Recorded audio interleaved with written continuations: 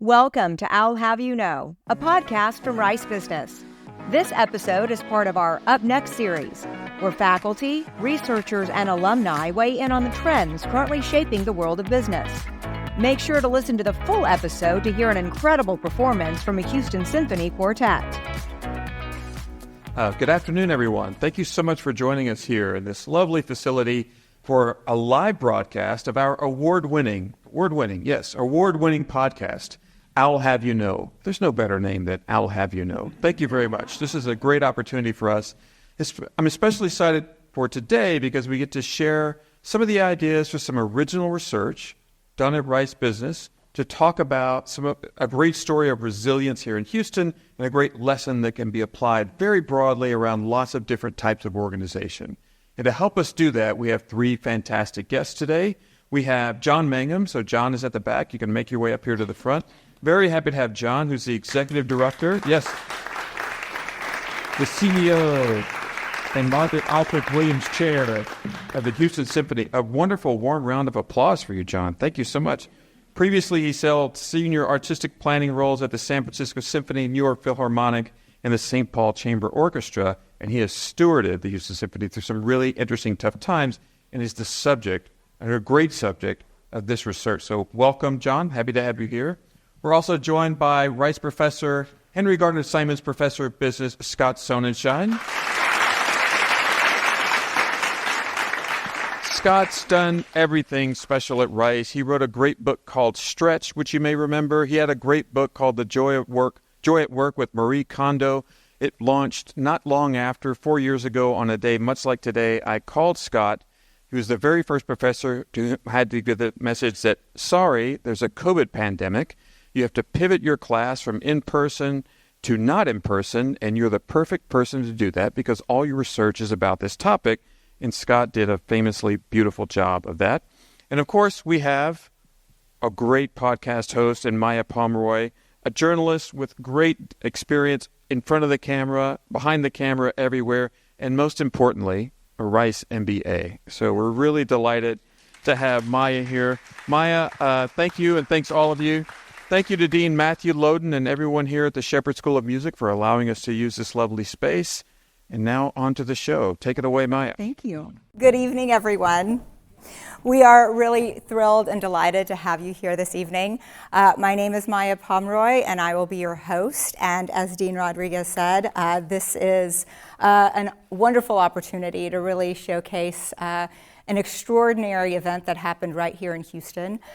We are an award-winning podcast at Rice Business, something that we're very, very proud of. Yes, I'll have you know. So I think that most of us remember in the spring of 2020, and all of us would probably like to forget, how the world just stopped. Everything paused. Business stopped, education stopped, traffic stopped, which was good and bad, and the music stopped, but just for a little while at the Houston Symphony. So if you're interested and curious about how to innovate during a time of crisis, you've come to the right place, and thank you so much for coming.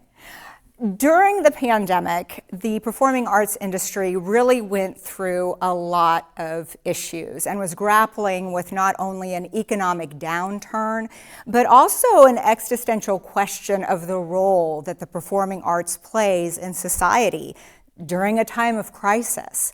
And at that time, Professor Sonenshein had taken on doing this amazing, groundbreaking, multi-year study of the Houston Symphony, about its innovation, about its resilience, how not only it survived, but also how it thrived. And what he found was really fascinating. Resourcefulness isn't just something that you use to survive. It's actually a strategic framework that can be applied across the board, across all industries, which is really fascinating and breathtaking. So that is what we're going to discuss this evening. We're going to dig into Scott's research. We're going to talk about all of the incredible things you did as a leader at the Houston Symphony. And we are also at the end, we have quite a treat. We've got members of the Houston Symphony that are going to be performing for us. So without further ado, I would love to jump in, and I'm going to take a seat over here.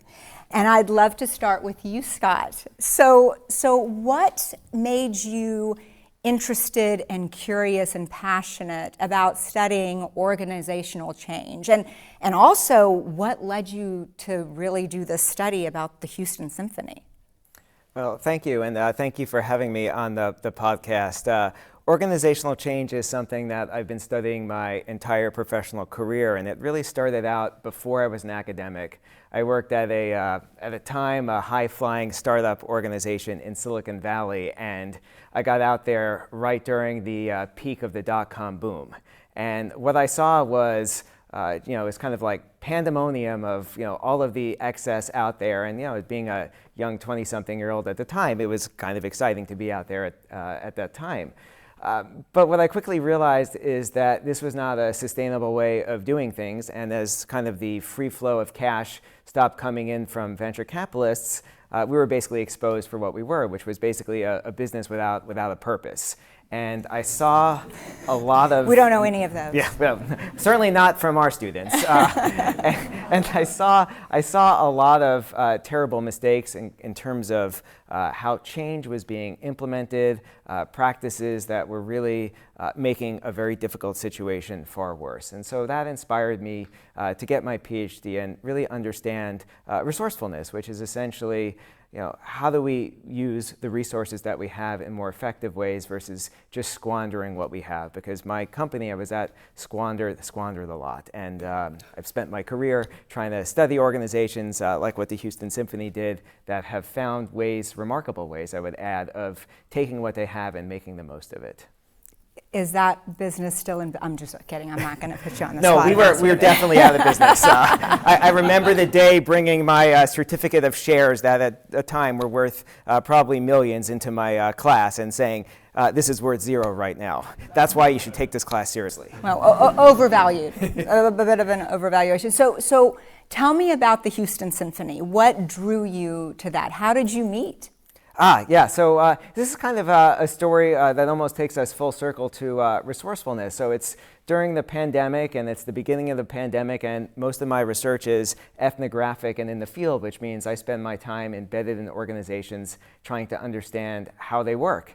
And that was hard to do during the pandemic, and I was kind of struggling to find, a place to study. Well, as Peter mentioned in the introduction, I was still teaching at the time, and all of our teaching was done online. And I had this exercise I was doing. It's called the reciprocity ring, which is a way of just kind of showing how the world is smaller than we might imagine it would be, and that people who, when we ask for favors from someone, chances are these could be granted, even if they're pretty extreme. And so I'm teaching a class, and I had, I think, a student happened to be out sick that day, probably because of COVID. So I asked my faculty assistant to kind of play this game because I needed a certain number of students for this exercise to work. And it turned out that she was the one that granted my favor. My question was, I'm looking for a field site, preferably in the performing arts space, where they're able to kind of still keep playing, do something pretty remarkable. Do you know anyone, and do you have any connections? And that got me to someone in PR at the Houston Symphony, and that kind of launched this whole thing. So it was really serendipitous, your meeting. Well, it was serendipitous in the sense that the Houston Symphony was not on my radar, but it wasn't serendipitous because the purpose of the exercise is to exactly show that what seems like serendipitous encounters and kind of questions that you would never think you can get fulfilled, actually in your network actually can fulfill those. And so it was serendipitous in that sense, but predictable in another sense. And so good answer. So in terms of the performing arts, what was it about the performing arts that you really wanted to dig in and study? Well, the performing arts was an industry that had, I think, about 65% unemployment at the inception of the pandemic. This is an industry that, you couldn't congregate, so you couldn't practice. You couldn't have people in your performance spaces. And a lot of their employees are highly skilled, but with very specific skills that are non-transferable to other industries. And so I was looking for strong adversity where an industry was facing even more than the typically extreme adversity that other companies or other industries were facing. And so I started with Broadway professionals, and I started interviewing them, and I thought that was really exciting because I like Broadway, but they were all closed, and they were doing nothing interesting. And that was kind of the struggle. It's like, who is there really left to study? And in fact, most performing arts organizations, including most symphonies, weren't doing anything. So it happened to be, there's, I guess, one form of serendipity that one of the few organizations that was still playing happened to be in my hometown in Houston. So, John, now we're going to move on to you. Okay. So, it's the spring of 2020. Tell me what you thought right when, because I think all of us, we were like, this is going to be over soon.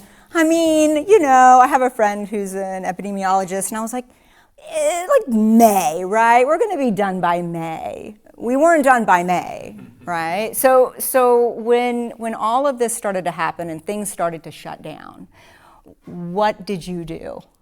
So we initially also shut down. And I remember we were rehearsing a big piece with the chorus and the orchestra, 6 vocal soloists, and we started to see a lot of attrition from the chorus, because you might remember some of the early news stories that were coming out about the pandemic were coming from, I remember specifically there was a chorus in Washington where there was a news story about how a bunch of the members of the chorus had caught COVID.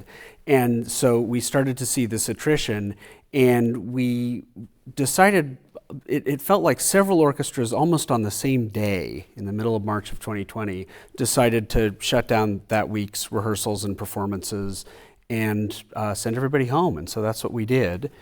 And I would say that at first, like you said, we were planning on, we're going to have a big reopening, welcome everybody back in May or June, this sort of thing. We thought it would be much more transitory than it was. And it became apparent fairly quickly with the advice coming from the CDC, and also Houston Methodist Hospital is our healthcare partner, and we have a lot of access to doctors there, and they were also giving us advice, and finally the City of Houston Health Department, that this was going to be something that would extend much longer than just a couple of months.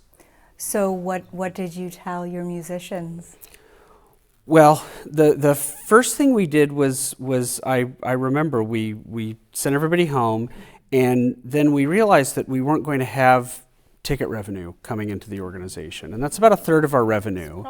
And about 2/3 of our costs are actually staff and musician salaries. So we started talking with our musicians about taking a temporary wage cut. And that was something also that was going on nationally, so we weren't alone in having that conversation, and that broader context made it, I think, an easier conversation to have. And we also started talking about, not immediately, kind of once we'd gotten through the initial sort of couple weeks of just realizing that we weren't going to be back at the end of May, we started talking about what we could do. Just what can we do? Because we're not sure we can get together. We're not sure we can do things business as usual. And I think we rallied around a couple of clear sort of, points that allowed us to organize our thinking. One was that really, like you said, non-transferable skills. I like that.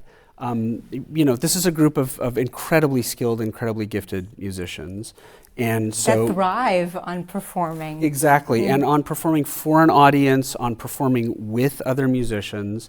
So, how does that function as an organizing principle?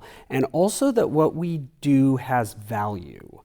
You may remember, and even now you still see kind of a hangover, but in the early days of the pandemic, the internet was flooded with musicians recording themselves on their iPhone and people editing it together, where you'd have 40 musicians playing a little snippet of Beethoven in their Zoom windows edited together, and all this was kind of being dumped on the internet, and it was free, but we really wanted what we did to have some value assigned to it, so a way to generate a little bit of revenue, right?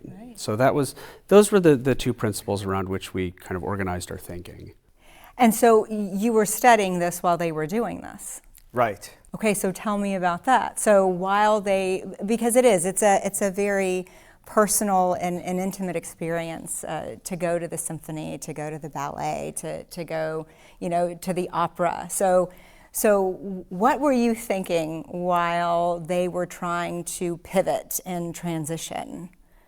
Yeah, so one of the great things about doing real-time research is you have no idea what the ending is going to be like. And, on the side, I was rooting for you, but, I didn't know. I mean, it was kind of hard to know how this was going to turn out. And in the study, of course, there's a second symphony organization that we were looking at that was very much on the verge of going under at the time. And as we're kind of comparing the two organizations, that's when the contrast really started to shine. When you got to see an organization that was relentless in determining to keep playing and keep the music going, no matter what form that looked like. You saw a lot of innovation and creativity in finding ways not to just put online what they were doing before, but to really reinvent what they were doing so it would be suitable for the format that they can play in. And that's why you saw a lot of the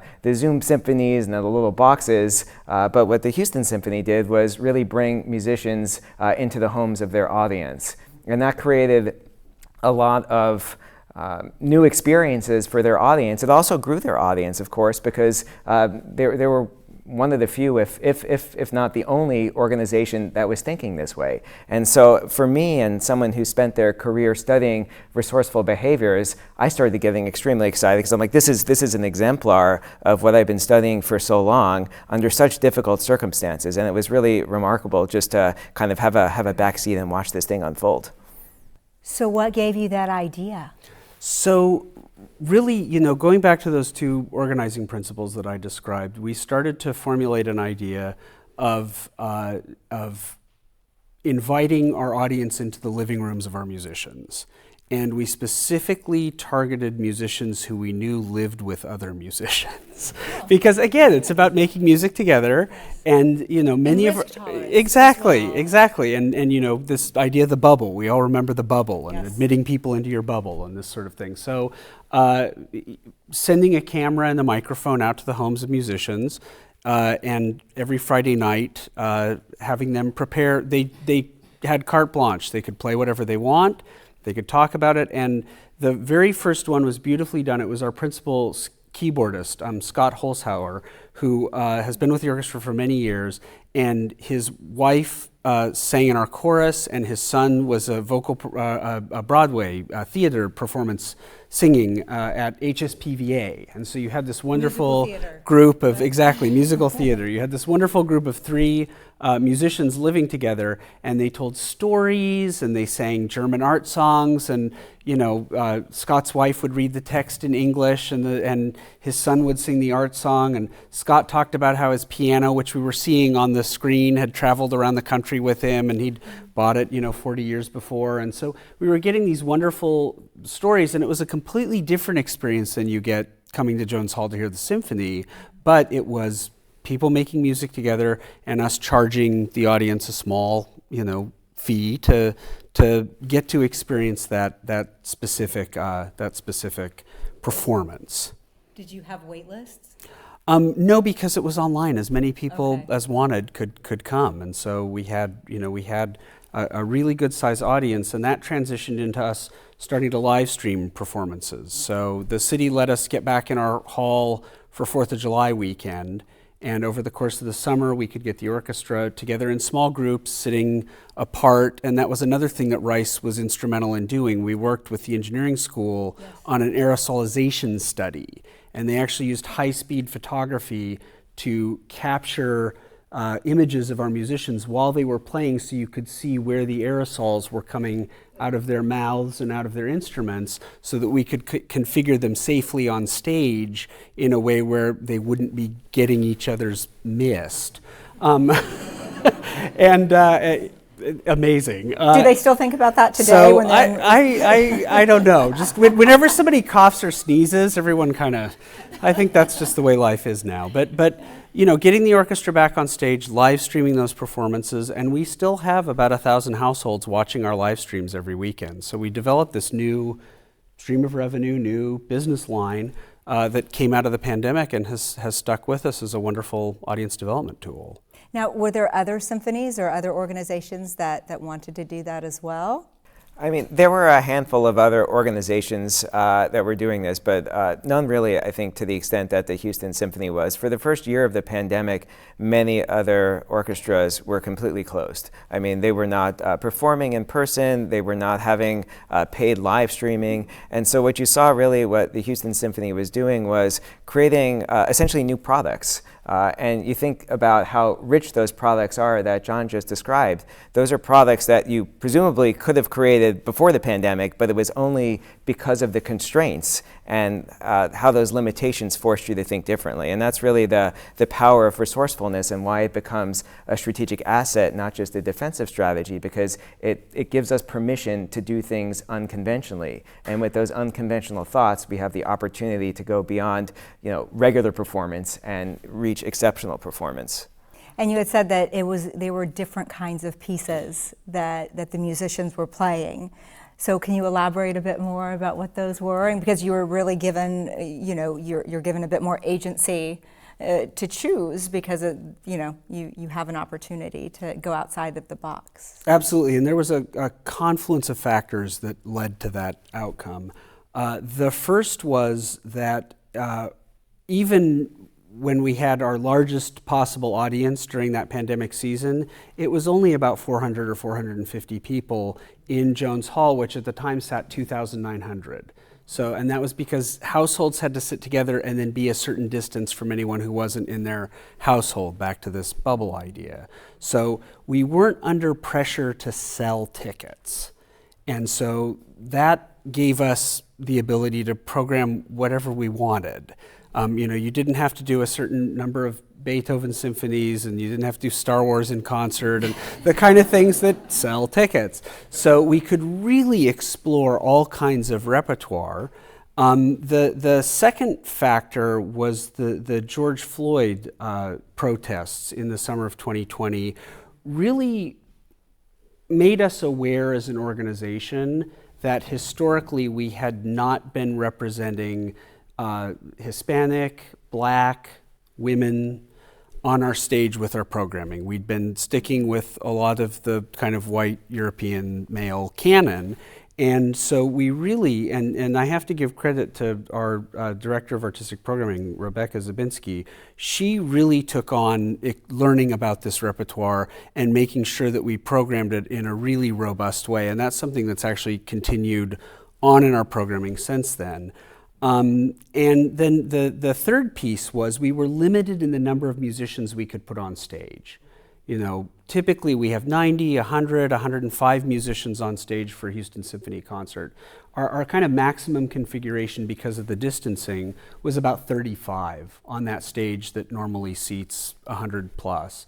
And so that also meant exploring chamber music repertoire, and we kind of opened it up to musicians to suggest some things, and it really developed all of these sort of skill sets about collaboration and exploration that, again, absent the pandemic and absent the George Floyd conversation, we probably would never have really found out about ourselves. Yeah, and I mean that story about moving to more diverse repertoire is pretty significant, especially you think about being in a city like Houston that is so diverse, and thinking about what kind of the standard symphony fare is. It is very non-diverse, and to think that it was the constraints of the pandemic and then using those constraints as a way of making a very important change that better reflects the community shows not just about surviving the pandemic, but more positively transforming because of it. And thriving. And really those, they're blessings in disguise, I think, is what we can label them. I know it's a little trite, but a blessing in disguise, because had that not happened, you would never have embarked on something so creative and innovative and really made the Houston Symphony stronger because of it. And so my other question is, how did your musicians respond to this sort of change, Well, so we were very. Some of them are here. I guess they could probably. And they'll be performing for us later. Actually, a piece by Fanny Mendelssohn, one of these composers that we kind of uncovered through that work, and they were very collaborative, incredibly collaborative. Also, our board and all the resources in the community. I mean, I don't think we would have been able to do this anywhere but Houston, because we had, I talked about the Rice study, I mentioned Methodist, Houston Health Department, our board of directors had a lot of different kind of access and helped us navigate some things, but the musicians were wonderful partners and continue to be, but they really were open to having a conversation with us about what we could do, what safety measures would be in place, and also doing it in a way that brought people along. So while initially for that July 4th concert, not everybody was willing, feeling like it was a great idea to come in and gather with a bunch of people and play music, we created a sort of scenario where people could participate on their own timeline, and I think that helped. By the end of the pandemic, I think we only had one, not the end, but by the time the sort of restrictions and safety things had been lifted, I think we only had one musician sitting out, and it was for a very particular and completely understandable, circumstance that was specific to them. Well, and that says a whole lot about the kind of leader that you are, is to allow people to have, to do what they are comfortable in doing. And to meet them where they are, because different people even today, feel very differently and have different circumstances and, things. There were people with pre-existing conditions and everything else. And, that kind of leadership is really what I think stands out.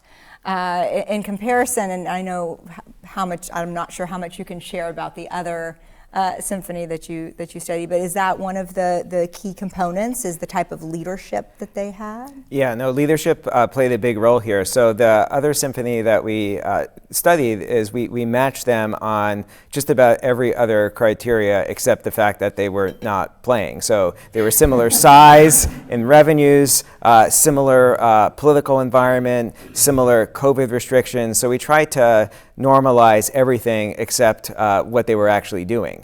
And one of the remarkable things about leadership that we discovered in this study is just comparing the data that came in from employees, staff, and musicians across between the two symphonies was just night and day in terms of what they were saying about leaders, the type of trust that was developed in the Houston Symphony versus at the other symphony. There was a complete lack of trust. There was no communication between the musicians and the management team. The management team seemed to be completely clueless to the pain and suffering of the musicians. I mean, John had talked about how these people just have this innate desire to want to perform and want to congregate with people. And there was a lot of kind of sadness in this other symphony that could not deliver that experience for their staff. And then, of course, there was also the economic hardship. And trauma on top of trauma on top of trauma. Also, furloughed the staff. I mean, there was someone in our sample who had sold their instrument, which, I mean, if you think about that's how cutting off your arm. I mean, it's just, and it's reflective, I think, of just the lack of faith that this other symphony members had of their management team and their leadership compared to Houston. All of the comments were, we have a great leader who, understands the perspective that we're coming from and is going to find a way to, have us open and have us play no matter what. And that's exactly what they did. So in your study, you talk about it being more of like an improvisational jazz band, right? So can you talk a bit about that? I don't know if you have all had an opportunity to read the study.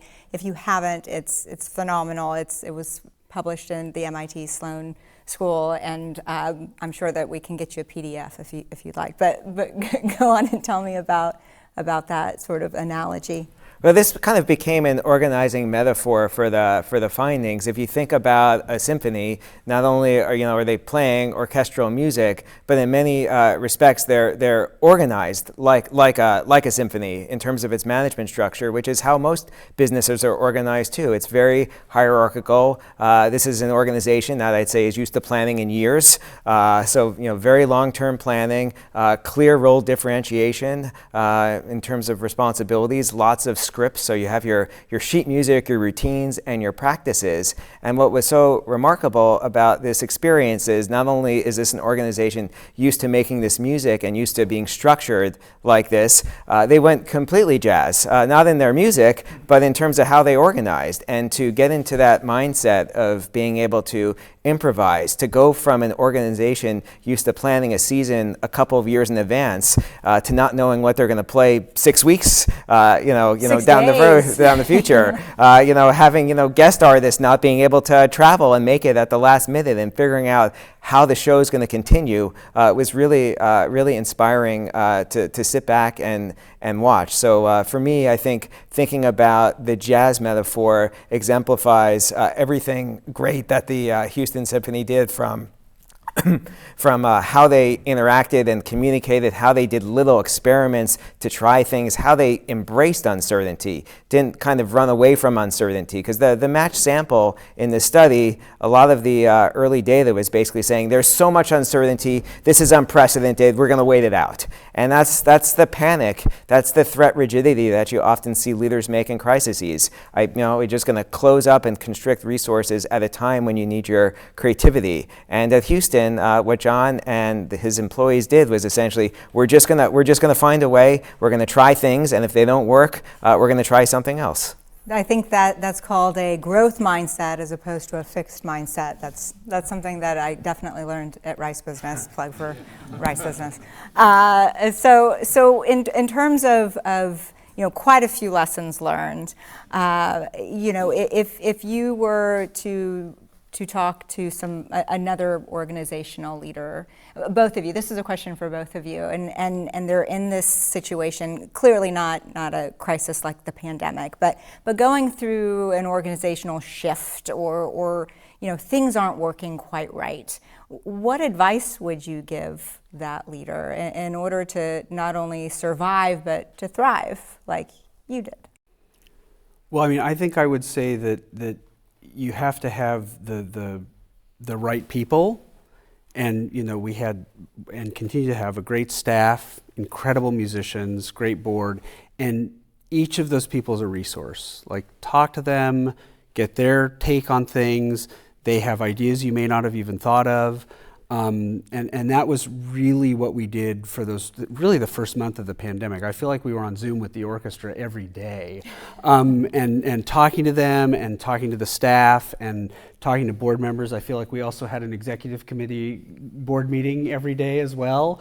We spent a lot of time just talking through things and having the right people and trusting them, using them as a resource. That would be the key thing I took away from it. Scott? I think it started with recognizing the urgency of the situation. And again, we contrast what Houston did with the paired sample is they recognized that for them to remain a viable organization, they needed to play. That's what their purpose was. That's what their mission was. It wasn't an acceptable solution to say, let's kind of wait out the adversity. So I think the first thing is to be courageous and not be afraid to take risks and try things even if they haven't been tried before. On top of that, I'd reiterate the importance of trust among the management team and across the management team and employees. If you want to mobilize and help an organization adapt to something as substantial as a pandemic or whatever adversity might come in the future, you need to activate all of your staff, all of your employees, and that starts by having them trust you and recognize that you've got their interest in mind, and you've got a vision in terms of being able to weather the storm, but you might not have all the answers, and to be transparent with what you know and what you can do with what you don't know. Trust and transparency, so crucial in order to really survive and to have leadership that to be a leader that somebody wants to follow. So this was a fascinating study, and I'm curious as to what you want to study next. Well, I'm still not done with the symphony, as John knows. Oh, I'm sorry. But, I didn't mean to. Yeah, I think we have a meeting tomorrow morning. Yeah, I'll see you first thing in the morning. Right. Well, after that. But I am in the field right now. I'm studying another really inspiring story of resourcefulness. This is with formerly incarcerated felons who have found employment in high-status, high-paying software engineer jobs in well-established tech companies. So this is a population that has essentially gone from not having enough bus money when they leave prison to making a lot of money in high-status jobs. And I'm trying to understand the psychological transformation that happens as they undergo this change, as well as the organizational implications of having this population at work. Wow. When is that coming out? As John knows, these studies are definitely measured in years. I wish I could find a way of being more resourceful with my research and crank these out in 3 months, but I have not reached that pinnacle of my career yet. Okay. Well, no pressure. And John, just before we conclude, because we're running low on time, unfortunately, I'd love to talk to you for forever. So what's next for the symphony? What have you learned that you are taking forward for years to come at the Houston Symphony? Well, I think, one of the things that we really learned, and we knew this, it was in there, but that the pandemic really drove home was the importance of music. Not only we've talked about our performers and our staff and keeping everybody going, but for our audience. And that was something that, the idea that people would go without for what ended up being more than a year just was unfathomable. And I think, we have really taken that on board and are being very mindful of making sure that everything we do is intentional and connects with the audience and offers them something, brings people together.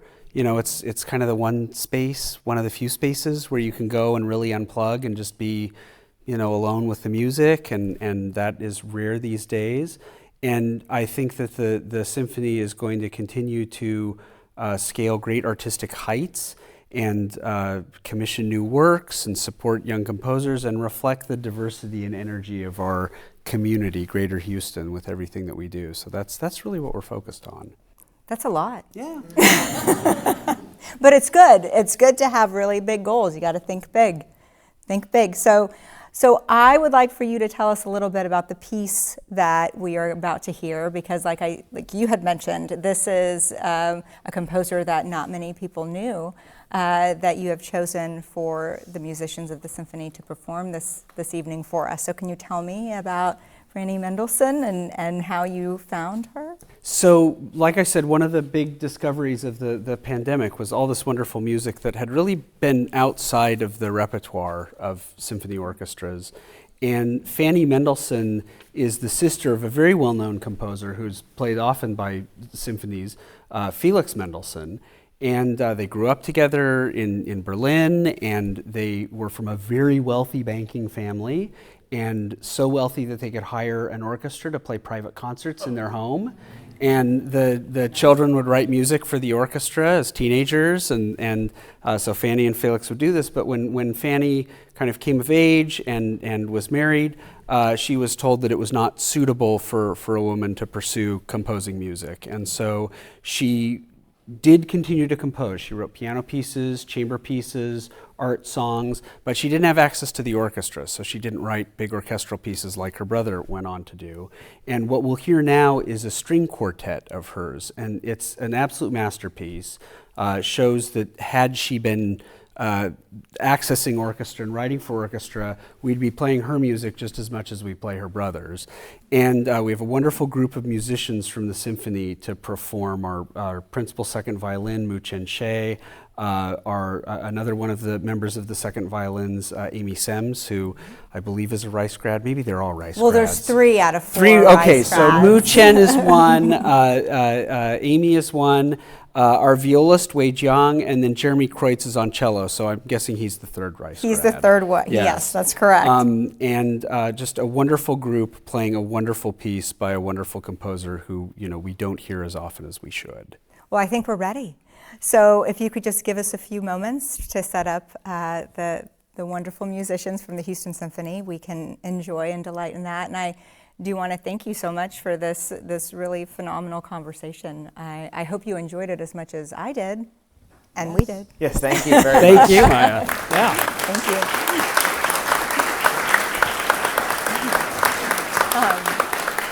And so if we could just hang tight for just a few moments, we will get the musicians set up, and they will take it away.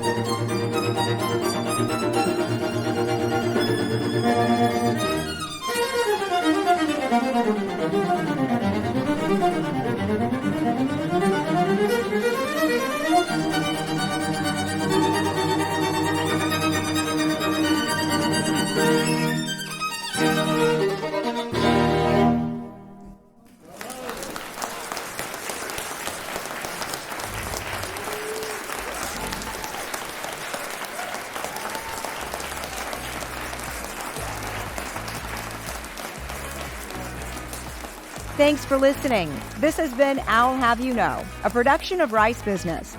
You can find more information about our guests, hosts, and announcements on our website, business.rice.edu.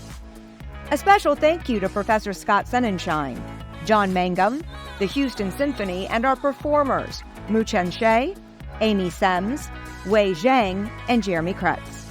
Please subscribe and leave a rating wherever you find your favorite podcast. We'd love to hear what you think. The hosts of I'll Have You Know are myself, Maya Pomeroy, and Scott Gale.